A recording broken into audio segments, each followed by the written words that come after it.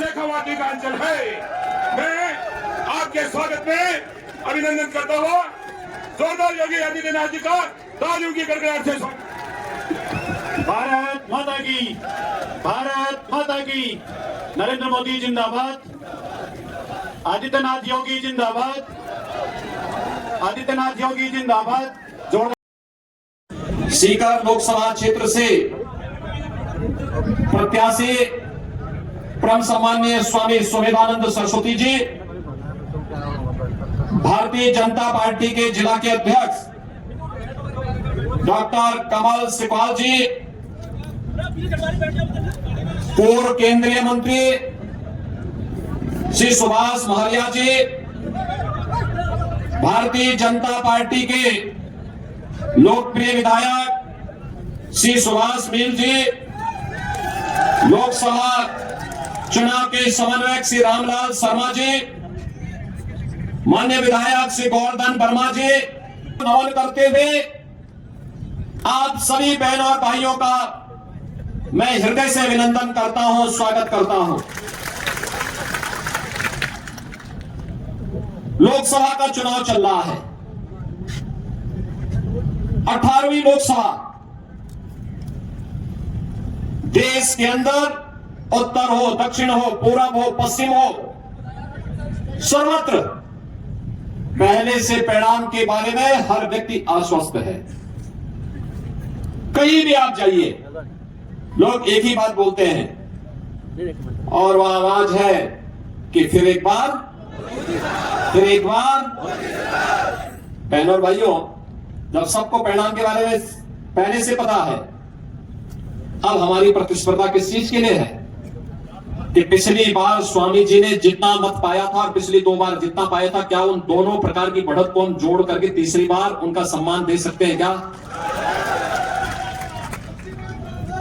और ये इसलिए संभव है क्योंकि आपने 2014 के पहले के भारत को भी देखा है और 2014 के बाद के भारत को भी देखा है।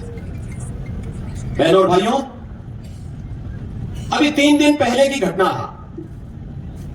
ब्रिटेन का एक प्रतिष्ठित समाचार पत्र है द गार्डियन, उसमें उसने एक रिपोर्ट लिखी और उसमें उसने कहा कि पिछले 2 वर्ष के दौरान पाकिस्तान के अंदर दुर्दांत 20 से अधिक ऐसे आतंकवादी चुन चुन करके मार दिए गए और इसमें भारत की खुफिया एजेंसियों का योगदान हो सकता है।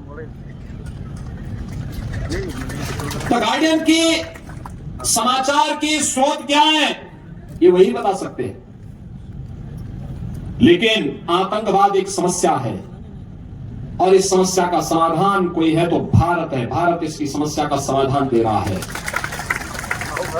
हम केवल आपसी संबोधन में ही राम राम नहीं बोलते,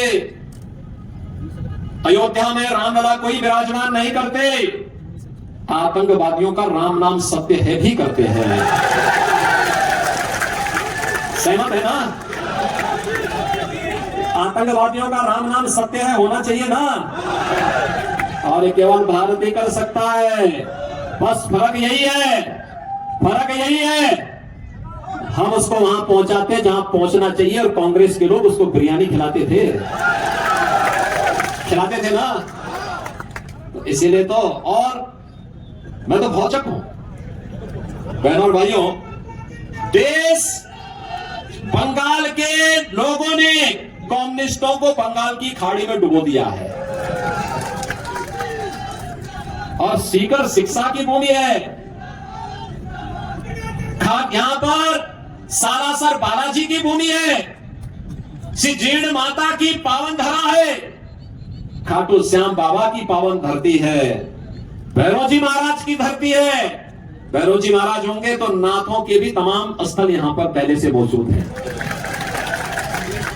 और माना बाबा की भी पावन धरा है। देश की स्वाधीनता के लिए लड़े थे, परम गौ भक्त थे, लड़ते लड़ते सिर धड़ से अलग हो गया, लेकिन आक्रांताओं को तब भी सैकड़ों आक्रांताओं को ढेर करके तब अपनी शहादत को प्राप्त किया। ऐसी पवित्र आत्मा की धरती पे कम्युनिस्टों का क्या काम है? आप देख सकते हैं बंगाल में गायब हो गए, देश के अंदर किसी भी राज्य में नहीं है। और राजस्थान जैसी भक्ति और शक्ति की भूमि पर इन लोगों का काम क्या है?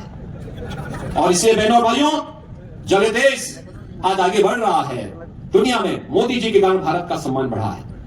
पहली बार आप देखेंगे मोदी जी दुनिया के अंदर कहीं जाते हैं, पूरा देश झूम उठता है।